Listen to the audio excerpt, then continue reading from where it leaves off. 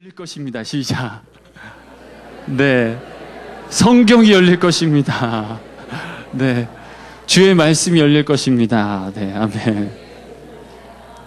아멘. 네. 지난 시간에는 우리가 오리엔테이션 우리 함께 짧게 이렇게 나눴습니다. 제가 대략 시간을 좀 살펴봤더니 한 장 그때 준비했잖아요. 한 페이지 10분, 뒷 페이지 이렇게 10분 해가지고 20분 걸렸더라고요. 그래서 오늘 제가 몇 장 드렸죠? 예, 그러면 시간 대략 나오죠? 예, 예, 그래서 저는 이야기하는 걸 좀 많이 이렇게 이렇게 싫어하는 편이라서 제 종이도 보시면 아시겠지만, 강의한도 보시면 아시겠지만, 그림으로 다 채웠습니다. 예, 그림 보시고, 또 설명 잠깐 이렇게 나누고, 또 그렇게 진행하도록 하겠습니다. 오늘 그 내용 보시기 앞서서 우리 그림 좀 볼까요? 예. 예, 누구 사진입니까? 네, 아시는 것처럼 예수님 사진입니다. 뭐 화면으로 봐서 조금 잘 안 나와 있는데요.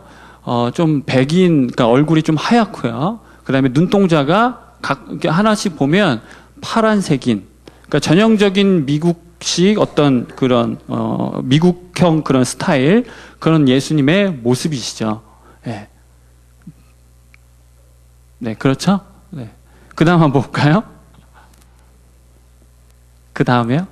네, 이 사람 또 누굴까요? 예, 동일하게 예수님 모습입니다. 영국에서 예수님의 어떤 그런 자라난 환경, 배경, 또 사용했던 언어, 그런 것들을 이렇게 좀 종합을 해서 한번 이제 그 예수님의 얼굴을 좀 복원해 보자 해서 영국에서 또 복원한 그런 예수님의 모습이라고 합니다. 약간 좀 아랍 쪽의 모습이고요. 좀 뭐 같이 생기셨죠? 예. 그 다음 그림은 8살 소녀가 그 천국을 다녀온 후에 예수님을 이렇게 만난 후에 그린 그림이라고 해요. 8살 소녀. 천재 화가라고 이렇게 불리거든요. 거기 사진에도 나와 있지만 제목이 평화의 왕자 이렇게 나와 있습니다. 유화로 그린 그림인데 아키아나라는 그런 8살 소녀가 놀랍지 않습니까? 이렇게 천재적으로 예수님의 이미지를 이렇게 표현을 했습니다. 또 그러니까 외국 그 스타일의 그런 모습만 보니까 조금 섭섭하지 않으세요? 우리 스타일로 한번 볼까요? 네. 네. 잘 보이세요? 예수님 가 쓰시고, 그 다음에 저기 머리 길게 푼 사람 누굴까요? 네, 맞습니다. 한복 입은 마리아가 예수님 발을 이렇게 닦는 그런 장면이고요. 항상 또 보이죠? 뒤에 아우라가 꼭 있어야 됩니다. 예수님 표시고요. 예수님이 수염도 있으시고, 또 갓도 쓰시고, 재밌지 않습니까? 네, 좋습니다. 지금 이제 몇 장의 그런 그림들을 함께 살펴봤는데, 예수님의 모습이 다 다르잖아요. 그러니까 본인들이 각 나라 사람들이 자기 문화와 환경, 또 상황, 또 그 당시 어떤 정세 그런 거에 따라서 자기가 생각하고 있는 예수님의 모습들이 다 달랐다라는 거죠. 또 거기다 뭐 상상력이 더해지고 추측까지 막 이렇게 포함되어지면 정말 이상한 예수님의 모습이 나오기도 하고 또 전형적인 그런 모습이 나오기도 합니다. 그럼 이렇게 다양한 모습 속에 저와 여러분은 예수 그리스도를 주로 고백하는 저와 여러분은 어디에 그 중심, 어디에 그 근거를 찾아야 할까요?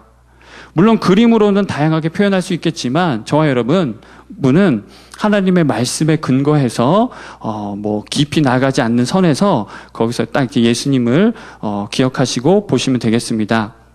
그래서 오늘 서론적으로 또 이런 이미지를 살펴봤는데 성경의 초점이 바로 그렇습니다. 성경은 우리의 시선을 어떻게 해서든지 예수님에게로 계속 이렇게 고정시키도록 조금 이렇게 산만하게 옆을 봤다가 하더라도 다시금 예수님께로 이렇게 시선을 고정시키도록 예수님에게 끊임없이 향하게 합니다. 그럼 이제 질문할 수 있죠. 구약에는 예수님이 어디 있는데요? 그렇게 하면 그렇게 이야기할 수 있는데 구약에도 예수님이 나타나 계십니다. 물론 직접적인 예수님이라는 표현은 되어 있지 않지만 그리스도를 예표하는 모습으로 하나님의 형상으로 그렇게 나타나 있습니다. 따라서 저와 여러분은 우리는 성경 어디를 펼쳐도 구약 66권 창세기부터 요한계시로 어디를 펼쳐도 누구를 발견해야 됩니까? 그렇죠. 예수 그리스도. 그분을 발견해야 하고요. 또 그렇게 발견할 수 있도록 훈련해야 됩니다.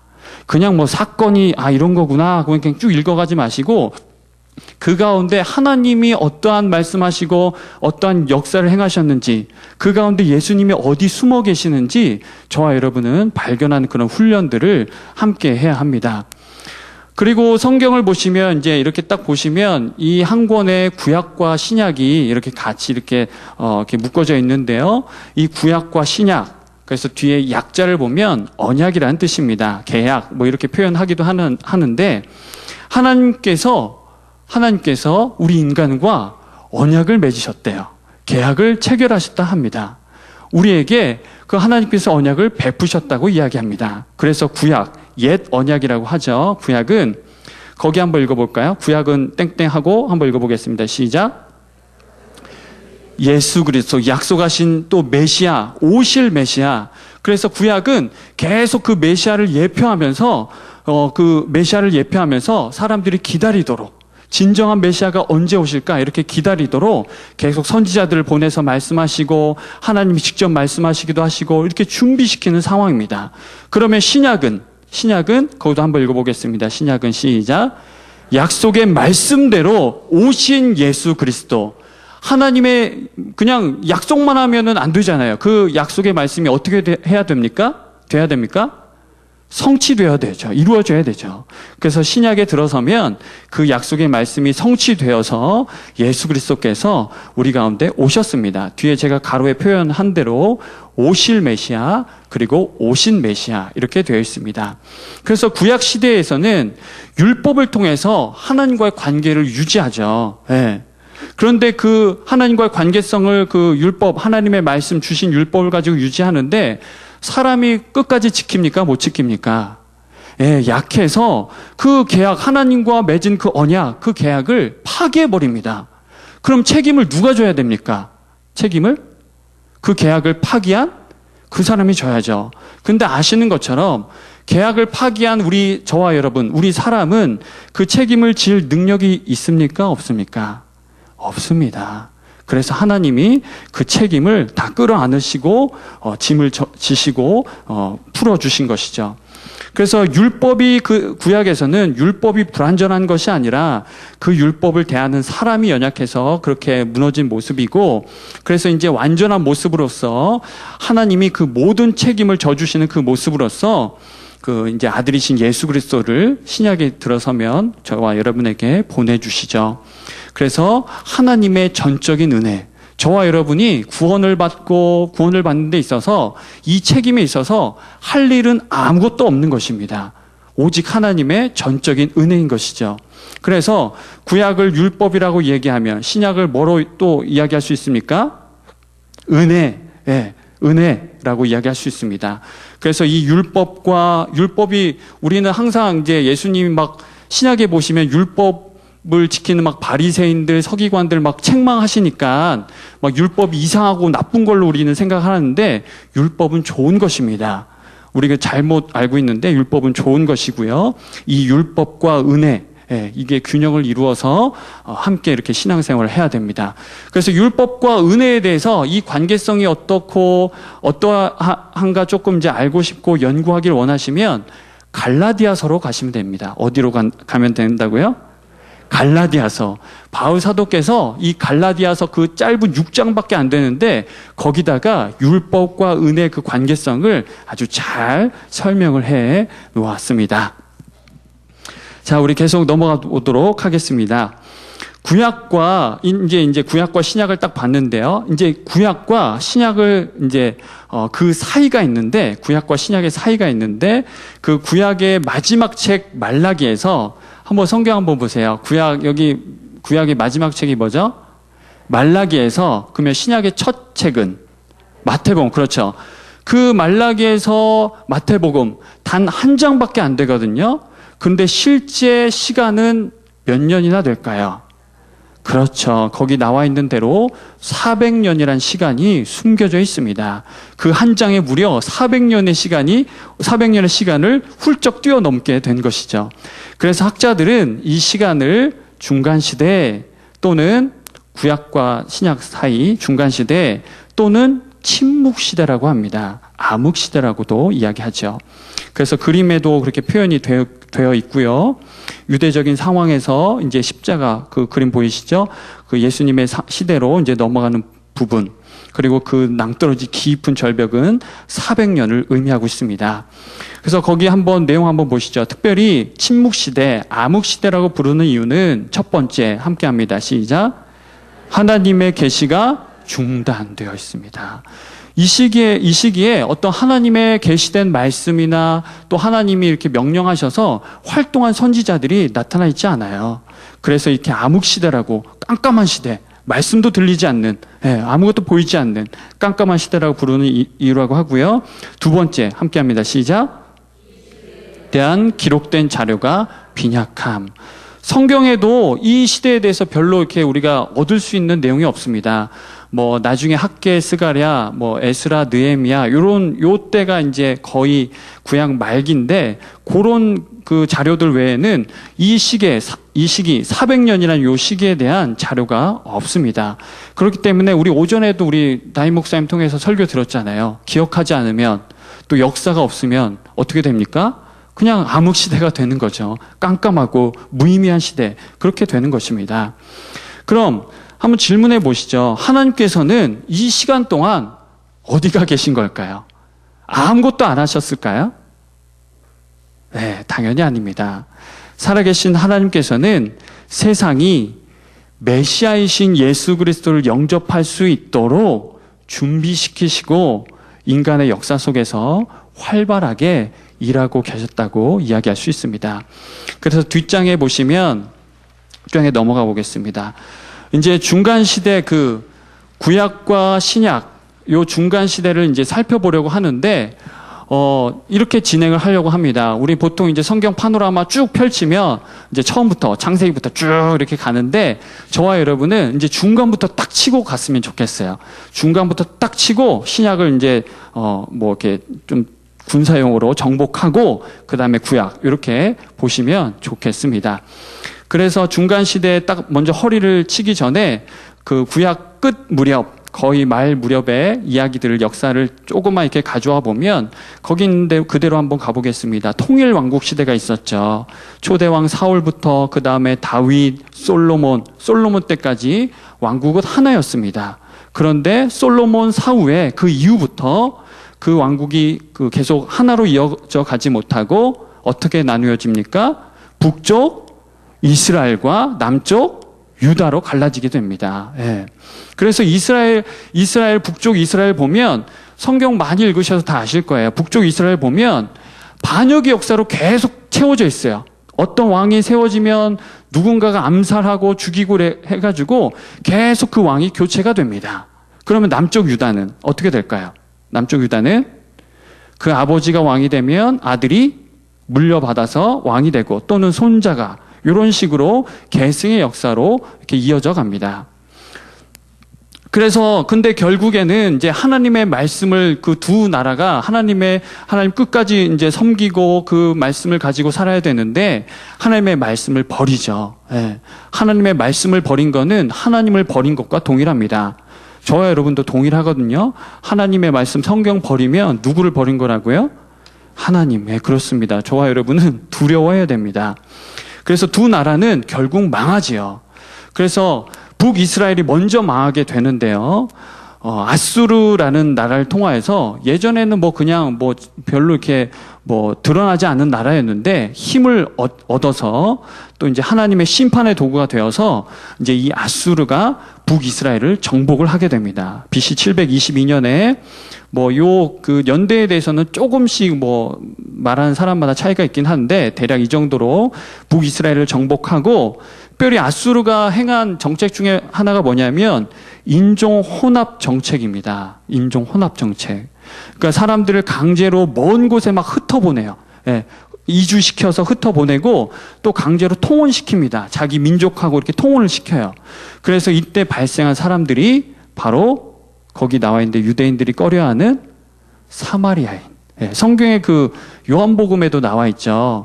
예수님 보통 이제 유대인들은 사마리아 땅이 있으면 아시잖아요. 이렇게 삥 돌아서 가요. 그 사마리아는 이제 우리와 상종할 민족이 아니라 사람들이라 생각해서 이렇게 삥 돌아갑니다. 근데 예수님은 그 사마리아 땅에 직접 들어가시죠. 거기서 누구 만나죠? 저 쳐다보면 대답이 나오십니까? 네. 그때 여인 만나죠. 우물가에서 이제 여인을 만나서 예수님 이제 복음 증거하시고 그 한 사람 그 여인을 통해서 그 온 동네가 복음을 다 영접하게 됩니다. 할렐루야.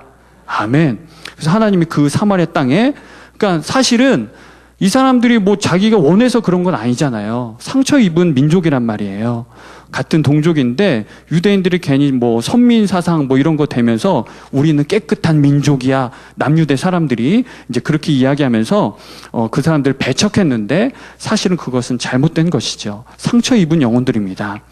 그래서 아수르 제국이 이제 지도 그냥 계속 펼쳐주세요.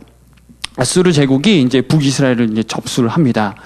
그런 다음에 이제 계속합니다. 남유다 역시 하나님께 마음을 돌이키지 않아요.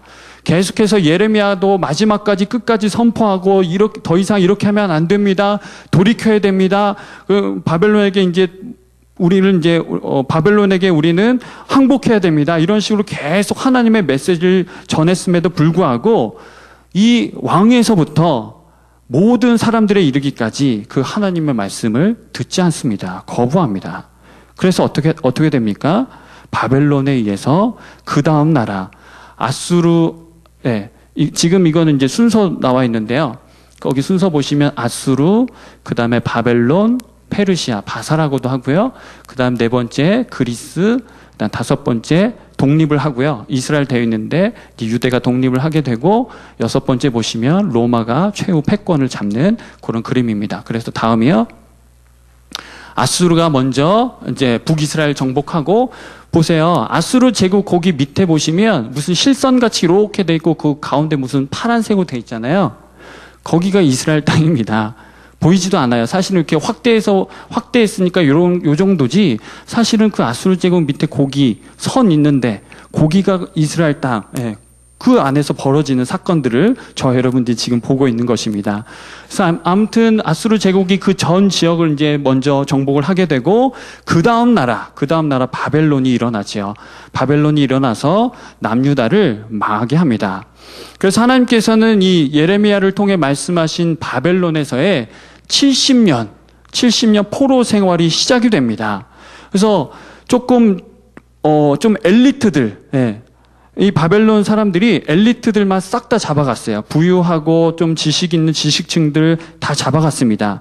그 외에 나머지 사람들은 그냥 유대 나라에 그냥 있는 거죠. 그냥 저냥 살아가는 거예요. 뭐 먹을 것도 없고 다 망했으니까요. 그렇게 포로 생활이 시작이 되고 중요한 건 이제 그 포로자 행렬에 저와 여러분이 잘 아는 다니엘, 에스겔 이런 사람들이 거기에 포함되어 있었습니다.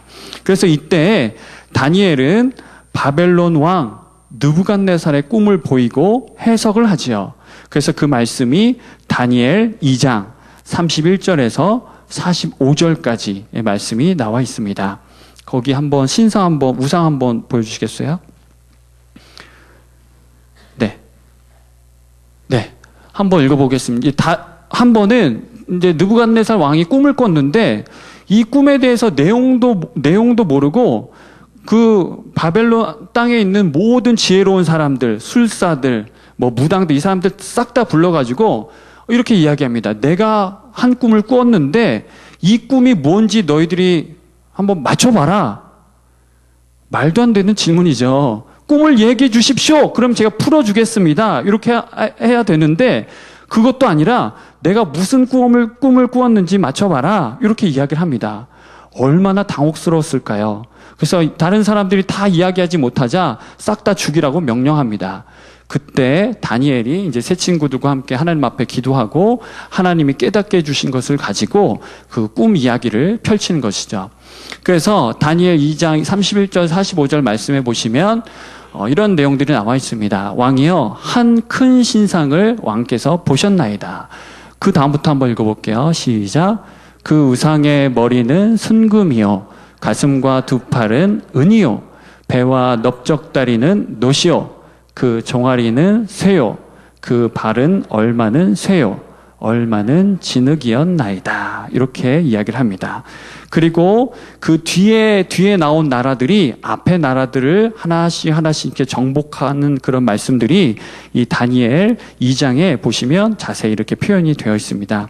그래서 성경 학자들은 이 내용이 앞으로 이어질 어떤 세계 정세에 대한 뭐 바벨론, 페르시아, 그리스 이거에 대해서 이야기하는 것이다. 아니다, 상관없다. 이렇게 좀 의견이 분분하긴 하는데요. 그래도 전통적인 그런 해석 방식에 있어서는 또 저와 여러분이 이제 이렇게 주로 이제 대하는 방식에 있어서는 이제 이 다음에 일어날 그 나라들에 대해서 예언한 것이라고 이렇게 봐도 이렇게 무리가 없다고 보시면 될 것 같습니다. 그래서 바벨론 이제 첫 번째 나라이죠. 바벨론이 쓰러지고요. 그 다음에 이제 페르시아, 바사라는 나라가 일어나게 됩니다. 그래서 사로잡혀간 사람들, 또 남아있는 자들, 바벨론 포로 생활 때는 뭐 어떤 뭐 유대적인 움직임이 하나도 없었습니다.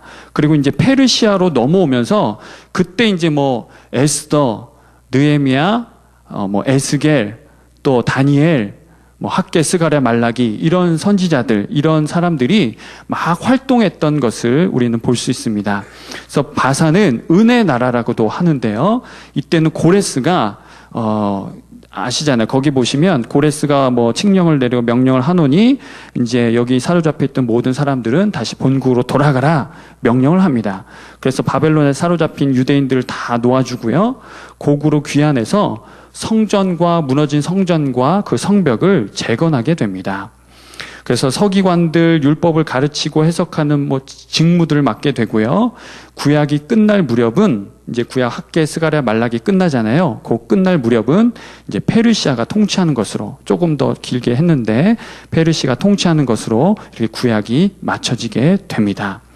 그 다음에 그 구약과 아까 신약 사이의 중간기라고 했는데 그 중간기부터는 이제 그리스가 일어나죠. 여러분들 잘 아시는 저렇게 보이시죠? 알렉산더 대왕이 이제 일어나서 그 나라들을 정복해 갑니다. 그래서 이 알렉산더는 그 소크라테스 다음에 이제 아리스토텔레스라는 유명한 철학자가 있는데 그 철학자가 스승이 되어서 어렸을 때부터 학문과 사상 또 모든 문학 이런 거에 대해서 다 습득을 합니다. 그래서 이 알렉산더는 정복하는 곳마다 그냥 다 헬라화 시키려고 한 거예요.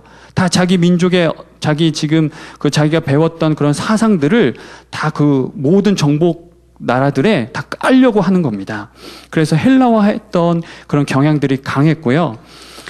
그 다음에 이때 당시에 이제 헬라어가 세계 공용어로 사용이 되는 것이죠. 또 중요한 것은 이게 중요한 게 아니라 이제 헬라어가 성경의 내용을 복음의 내용으로 이제 번역이 되어져서 나중 되면은 모든 사람들에게 그 복음의 내용이 전해지게 됩니다. 그래서 그런 면에서 이제 의미가 있다고 이제 볼 수 있습니다. 그리고 그리스는 이 안에서 뭐 이렇게 쪼개지고 뭐 이렇게 세세하게 쪼개지고 뭐 그런 과정들이 있는데 그것은 여기서 뭐 이렇게 구체적으로 다룰 필요는 없고요. 그래서 그리스 이렇게 딱 보시면 정리하시면 좋겠습니다. 그래서 이때 당시에 프톨레미 2세라는 사람이 명령을 내려서 구약 성경을 히브리어로 된 구약 성경을 헬라어로 번역하도록 아예 명령을 내려버립니다. 헬라화 시키려고. 그래서 그때 당시에 70인경이 제작이 되지요. 그래서 이 그리스까지 이렇게 패권이 뭐 바벨론부터 무너지고 그 다음에 페르시아, 그 다음에 무너지고 또 그 다음에 그리스 일어나서 또 무너뜨리고 그 다음에 이 마지막 시기에 보면 이제 그리스 제국이 멸망한 무렵에 마카비라는 그 레위 지파에 속한 마카비 일가가 봉기를 일으켜서 유대가 독립을 맞이합니다. 한 100여 년 정도 독립을 맞이하는데요. 그 하스모니안이라는 그 마카비 가문의 조상 그 이름을 따서 지었는데 그 하스모니안이 자치를 이렇게 구현하려고 100여 년 동안 이렇게 다스리려고 했는데 아시는 것처럼 그 다음에 일어난 나라, 그 다음 어디죠? 그 나라가 바로 로마입니다. 로마. 그래서 로마를 보시면 로마 이제 철의 나라라고도 하는데요. 폼페이 장군이 와가지고 BC 63년에 예루살렘 침공하고요.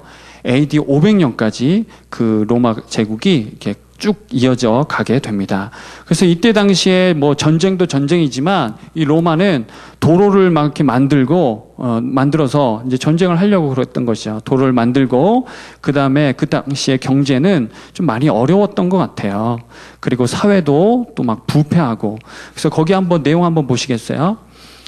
의미를 찾아보는 거야. 도로가 그렇게 펼쳐짐으로 인해서 사도들이 나중에 이제 교회가 형성이 되고 사도들이 막 이제 나가서 복음을 전하게 되는데 그 도로를 이용해서 물론 해로로도 가긴 했지만 육로로도 사도들이 막 전도 여행할 때 도움을 얻었고요. 그 당시 경제 상황을 보면 불황이어서 조세 관리자들과 유대 제사장들, 유대 제사장들이 부당한 방법으로 백성들을 착취합니다. 없는 사람들 가운데서 더 뭐 이렇게 끌어낼 게 있다고 없는 사람들 더 괴로웠던 거죠. 그리고 사회적으로도 보면 도덕적으로 타락하고 잡신들을 숭배하여서 영적으로 매우 혼탁한 그런 상황이었습니다. 그런데 그런 상황 가운데서 유대인들이 정말 정신 똑바로 차리고 다시금 하나님 앞에서 똑바로 이렇게 올곧게 서면 좋겠지만 그 헬라와 정책에서 다 무너져가고 또 로마로 인해서 그런 또 사람들이 다 무너져가고 그냥 이제 남아있는 거는 껍데기뿐인 것입니다. 거칠에만 남아있고 또 안으로는 그냥 다 변질되고 갈라져 있고 그런 상황이었다라는 거죠. 그 가운데 이제 사람들이 계속 나라가 망하는 상황 가운데 유대인들은 각성을 하게 됩니다. 더 이상 이렇게 하면 안 되겠구나. 그렇게 각성을 하여서 나라를 새롭게 하고자 하는 조그만 그런 움직임들, 운동들, 그런 것들이 생겨납니다. 물론 그게 한꺼번에 뭐 일순간에 팍 이렇게 생겨난 것은 아니지만 물론 내용들이 조금씩 이렇게 흘러나오긴 했지만 그 밑에 보시면 유대 분파라고 해가지고 유대교를 중심으로 해서 여러분들 잘 아시는 바리새인, 뭐 헤롯 당, 에세네파는 조금 낯서시죠. 그 다음에 열심당, 그 다음에 서기관, 사두개인 이렇게 뭐 유대 분파들이 생겨나게 됩니다. 통치자들의 반대편에 선 사람들은 통치자들 이제 순수 유대 공동체에서 보면 통치자들은 이제 우리가 대적해야 하는 자들이죠. 그렇기 때문에 이 사람들이 이제 그 힘을 모아서 어떤 유대 사회를 이끌어가게 되는 것입니다. 그래서 이런 상황 가운데서 이제 이야기하려고 하는 게 그거죠. 우리 복음이 나타나고 예수 그리스도께서 이런 상황 가운데서 나타났다 보시면 되겠습니다. 그래서 그 유대 분파를 이제 들어가기 전에 이제 나라가 계속 무너지는 모습을 계속 보셨잖아요. 그래서 의미를 찾아보면 그 무너지는 상황 가운데 복음이 준비되었다는 거죠. 복음이 온 열방 가운데로 전달되어지도록 모든 사람들이 듣고 받아들일 수 있도록 그런 상황들이 준비되어졌다고 의미를 찾아볼 수 있습니다. 그리고 또 한 가지는 인간이 세운 인간의 나라들, 인간의 도성이 무너지는 것을 사람들은 뼈저리게 경험을 하게 된 것입니다.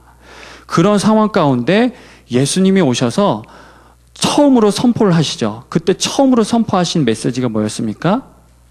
회개하라 천국이 가까웠느니라. 하나님의 나라를 선포합니다.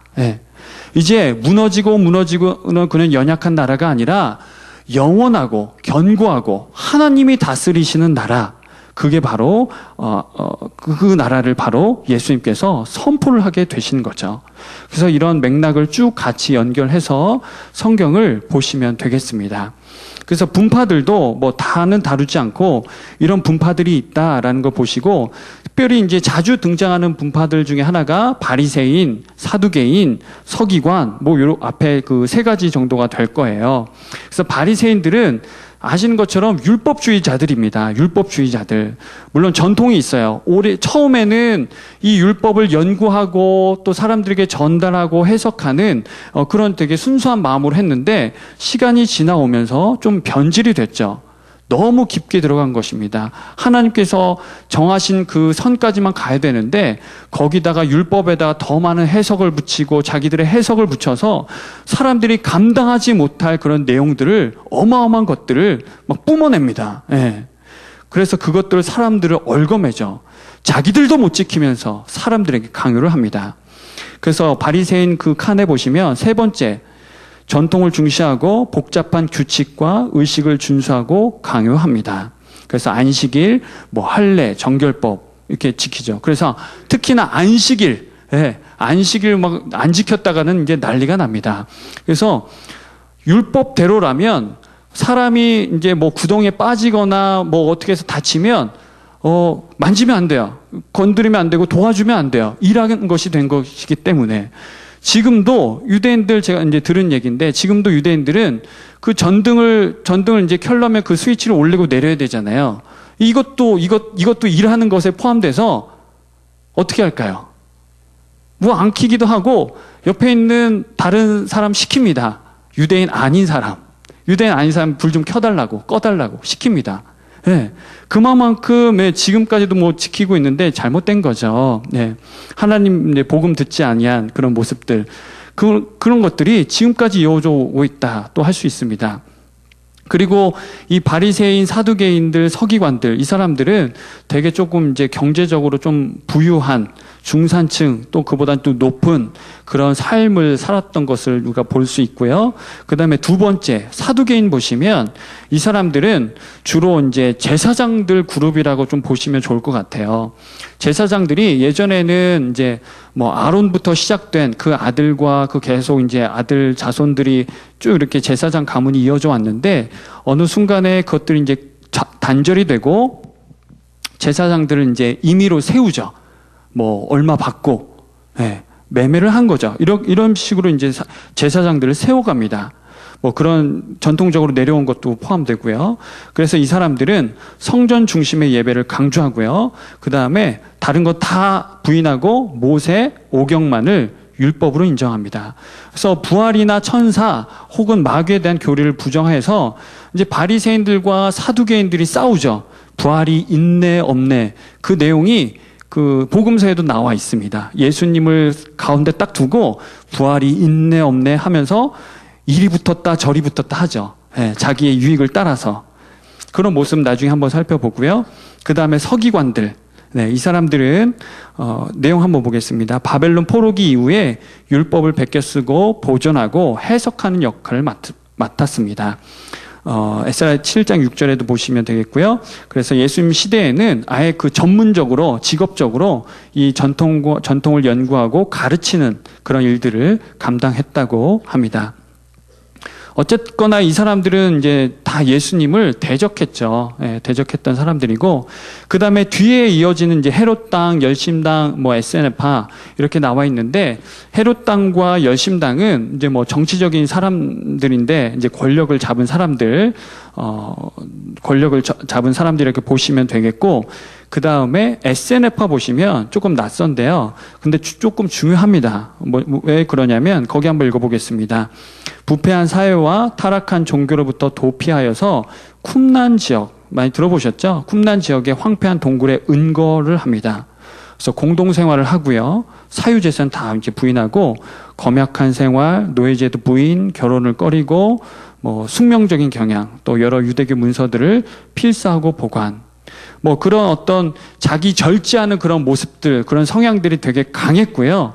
그 다음에 이제 중요한 것은 여러 유대교 문서들을 필사하고 보관했다. 이 내용이 중요합니다. 그래서 역사적으로 그 사람들이 살았던 그런 동굴, 그런 지역에서 거기 밑에 보시면 그런 동굴에서 사회 사본들이 이제 발견되는 것이죠. 그래서 이 사본들을 가지고 성경을 연구하고 그 당시 상황을 또 이렇게 우리가 알게 되는 것입니다.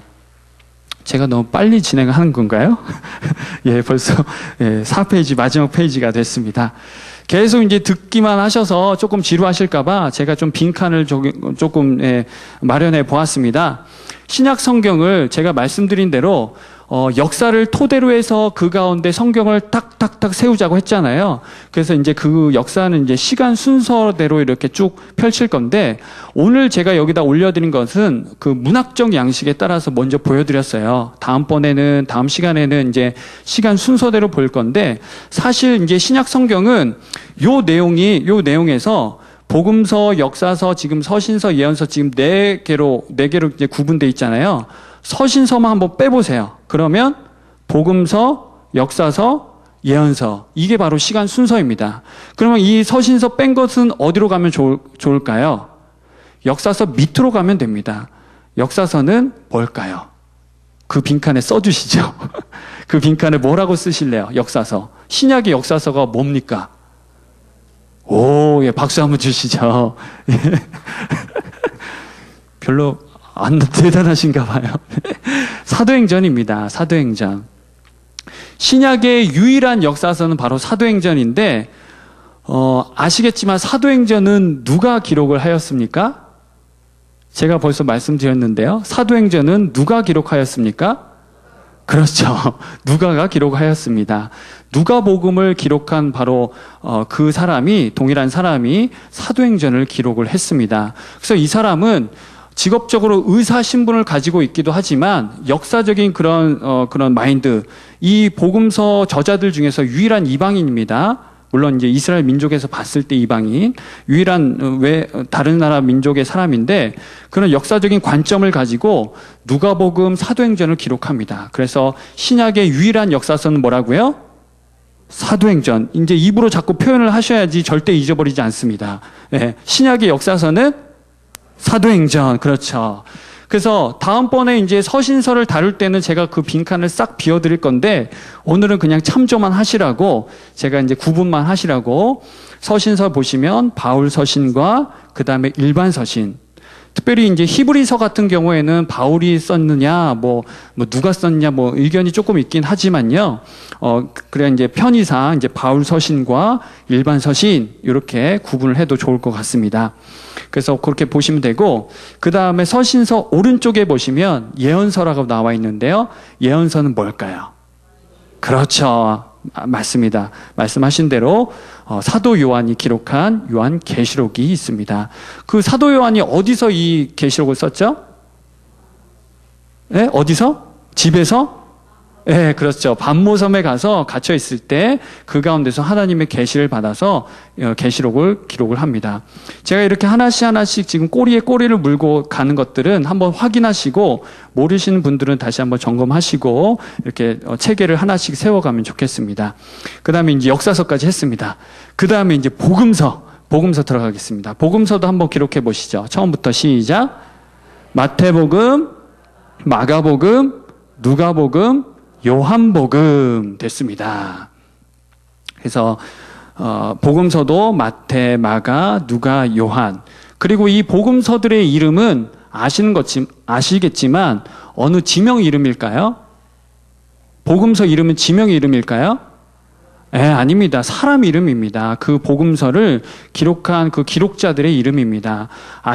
제자들, 12제자들 중에 한 명, 마태, 그리고 사도 요한, 각각 그렇게 복음서 쓰고, 그 다음에 마가는 바나바의 생질이죠.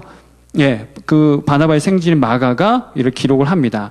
베드로의 믿음의 아들이라고도 불려요. 그 사람이 이제 복음서를 하나 기록을 하고, 그 다음에 아까 사도행전을 기록했던 그 누가가 누가복음을 기록을 합니다.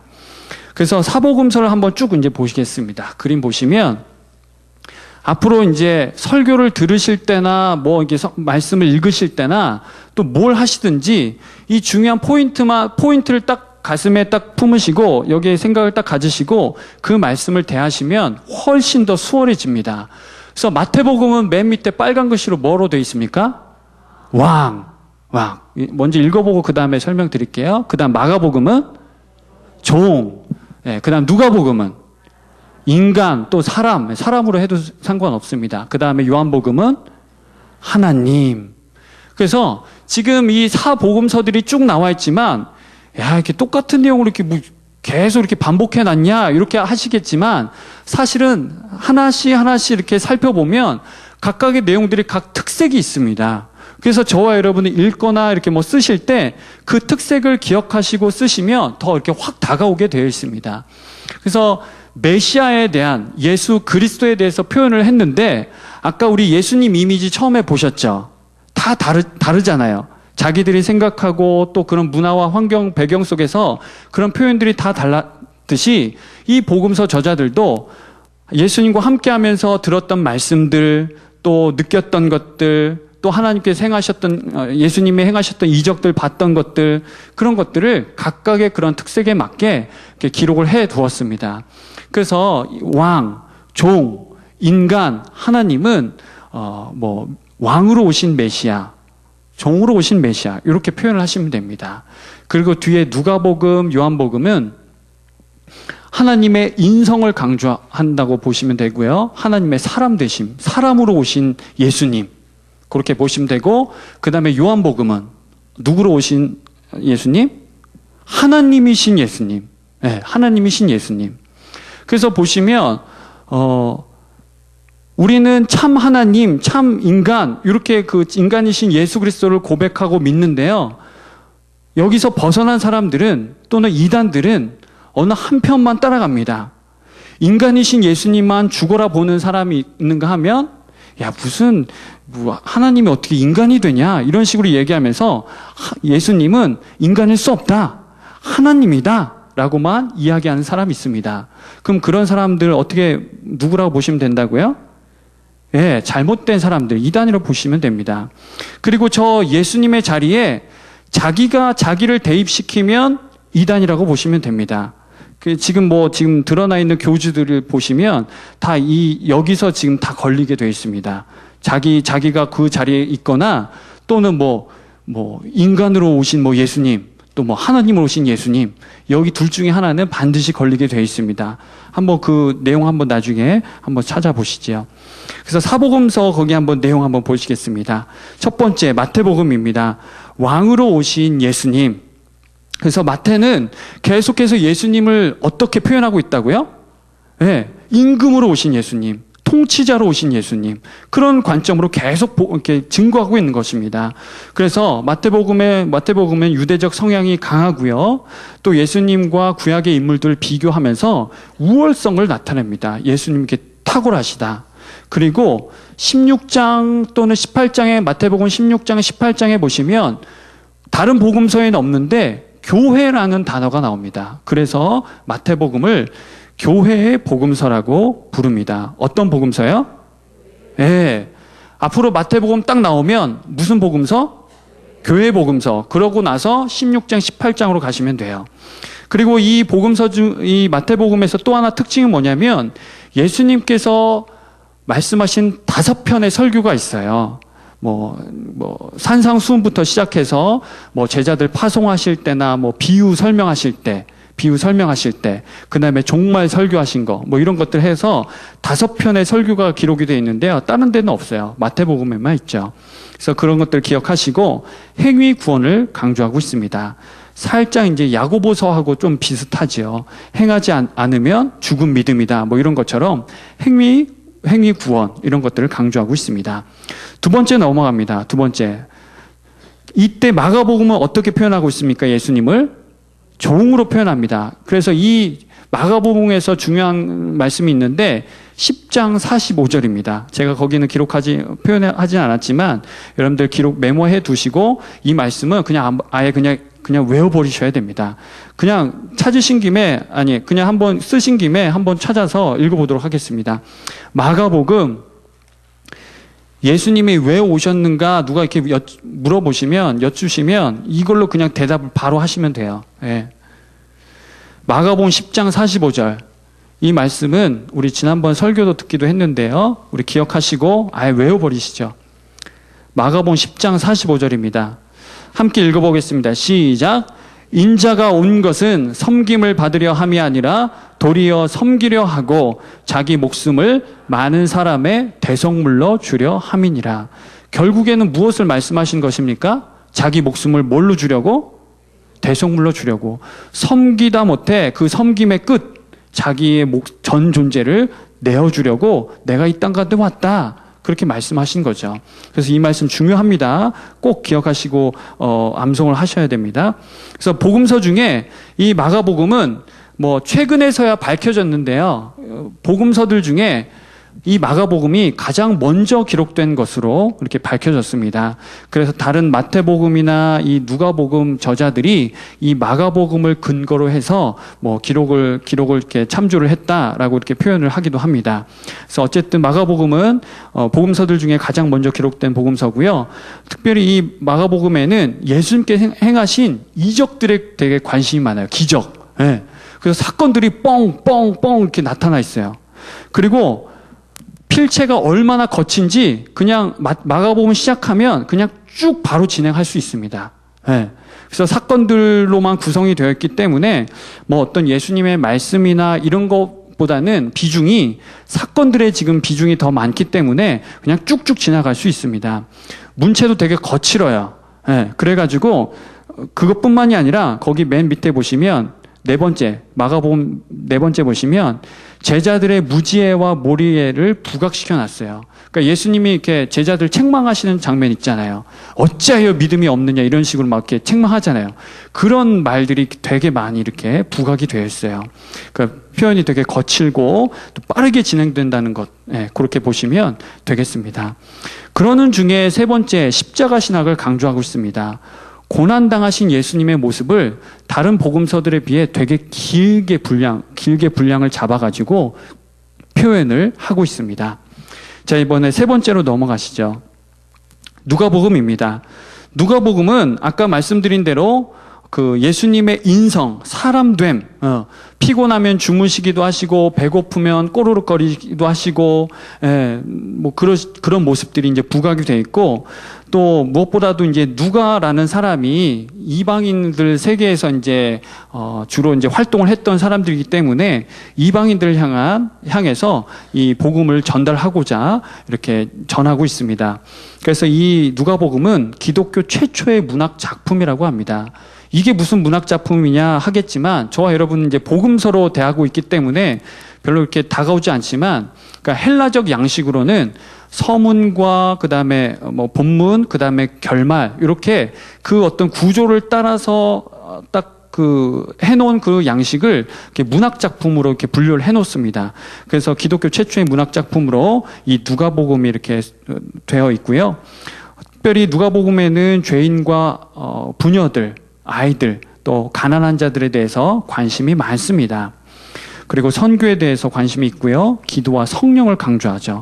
누가복음에는 성령에 대한 이야기가 다른 복음서들에 비해서 많이 나타나 있습니다.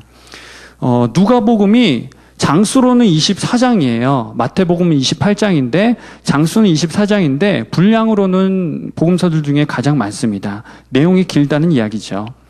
그리고 마지막 이제 요한복음입니다. 요한복음은 이제 신성, 예수님의 신성을 강조하고 있는데요.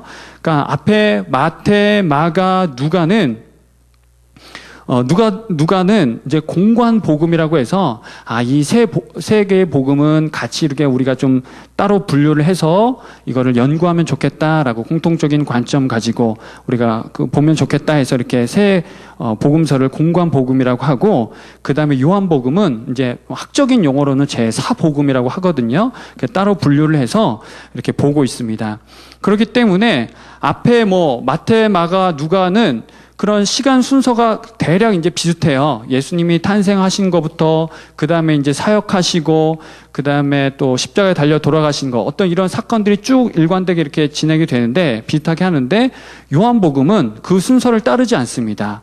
뭐 예루살렘과 갈릴리 왔다 갔다 하셨던 것들 뭐 3번이나 이렇게 이야기하시기도 하시고, 어쨌든 방식이 앞에 그런 복음서들과는 조금 이렇게 차이가 있습니다.